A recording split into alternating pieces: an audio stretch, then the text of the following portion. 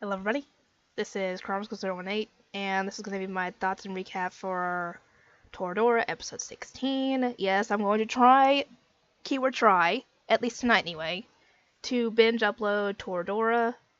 As for Dragon Ball, I close on, what days do I close? Thursday I close, and I have Monday and Wednesday off. I have to work morning shift Tuesday and Friday though, so I probably won't be able to get much done for those 2 days. But on the days that I have off, I will binge Dragon Ball, and the day that I have to close, if I haven't finished Dragon Ball by the end of Wednesday, then I'll finish it on Thursday, and then finish up little bits here and there on Thursday, while I have a chance. So, yeah, Dragon Ball will be finished this week. I can guarantee that. Even if I have to finish it on Friday. But that's not what this video is about. In this episode, yes, we do actually find out what the heck is going on with Kitamura. And yeah, apparently their teacher, the one who's, moaning and groaning about being single, yeah, she decided to help them play along with all this because they had to explain to her what was going on and what their plan was, and she agreed and decided to help them out. And apparently if he decides to join the race by, Friday? Then he will be essentially in the running if she's able to drop out before then. But essentially Friday is the last day anybody can try and join the race. So they try everything they can to try and get him to join the race for student council president. All their efforts are essentially in vain though because he doesn't do it. Then on Wednesday? Because I think it was Thursday and then the last day. Ryuji gets a call from one of the members of student council, and he actually finds out what's going on. Apparently, the student council president, the woman, the one that always is more really intimidating, I guess. She apparently is going to... Sorry, I heard something on the TV in the living room. I was like, what the heck is that she's watching? Anyway, she's planning on moving to the United States in a couple of weeks or something to be an astronaut because one of the scouters there has her to start early.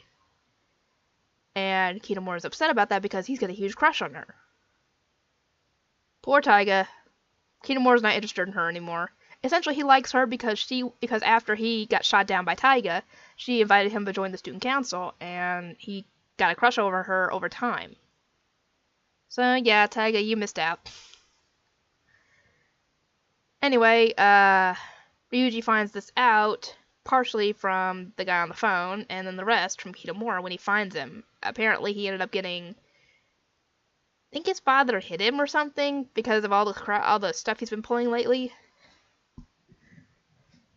Now, I'm not one for physical punishments unless it's absolutely needed, like a spanking. Because I will never hit a kid unless like I said, it's a spanking and they absolutely need it. Yeah. Anyway, Kitamura explains that he was planning on telling her how he felt after he became student council president. But I think by that point, she would have already left. And the next day, he shows up and declares, I'm going to run for student council president, essentially. And when it gets to, the next 15 minutes before the sign-up date is done, apparently he hasn't signed up yet.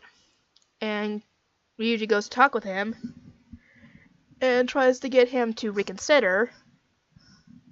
And actually, thanks to a few choice words from the student council president, the one he's got a crush on, he actually goes and does it. Because he was originally not planning to.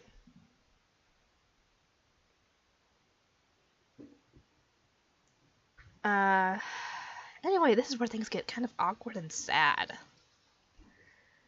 When he ends up being in the running for, I think it's either in the running for student council president or after he gets elected. I'm not sure which. I don't really remember, but while Kitamura is giving his speech, he ends up putting the former student council president on the spot by declaring his love for her and asking her in front of everybody, does she love him back? Way to put all the pressure on her, man. And she essentially says, no. And the poor guy is heartbroken and embarrassed, because everybody now knows.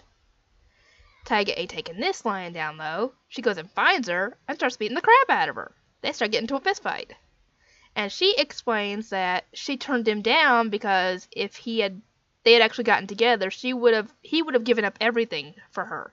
He would have given up essentially any dreams that he had, anything that he had, any prospect for a future, he would have given up for her. And Kitamura hears all this, and he essentially says, all that makes me love you even more, because that's why she turned him down, because she didn't want him to wreck his future because of her. And, well, I can understand that completely.